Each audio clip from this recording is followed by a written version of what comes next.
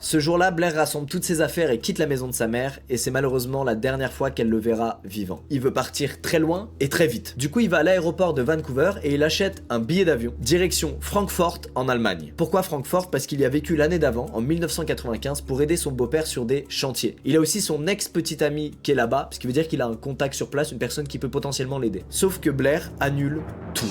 2 heures seulement après avoir acheté les billets, il se les fait rembourser. On apprendra par la suite que sa copine allemande n'attendait absolument pas sa visite et on saura jamais pourquoi il a annulé aussi vite son voyage et qui il devait rejoindre sur place. Peut-être que, comme le vol était prévu au lendemain, Blair s'est dit c'est mort, je reste pas une journée de plus au Canada, c'est trop dangereux, donc j'annule le vol et je fais autre chose. Il va donc en pleine nuit toquer chez une amie pour lui demander de l'emmener en voiture jusqu'à la frontière avec les États-Unis. Malheureusement, son amie refuse et lui dit écoute frérot, il est minuit passé, je sais pas à quoi tu joues, mais viens on voit ça demain. Blair s'excuse et il repart sans lui en dire plus.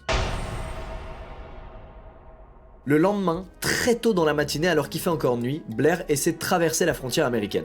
À pied. C'est-à-dire que les frontières, c'est des lignes de voitures, mais c'est jamais un mec qui s'est tapé le chemin jusqu'ici à pied et qui compte se taper le chemin de l'autre côté jusqu'à la ville la plus proche à pied. Forcément, les douaniers se posent des questions et une nouvelle fois, il se fait interroger. Une nouvelle fois, c'est un échec. Une nouvelle fois, il reste au Canada. Il retourne une nouvelle fois à l'aéroport de Vancouver, cette fois non pas pour acheter des billets d'avion, mais pour louer une voiture, une Nissan, avec laquelle il retourne au poste des frontières duquel il vient de se faire virer. Sauf que cette fois, ça passe. Il est enfin aux États-Unis. Déjà, une fois aux États-Unis, le premier truc qu'il fait, c'est rouler tout droit jusqu'à l'aéroport de Seattle pour acheter un billet d'avion pour Washington.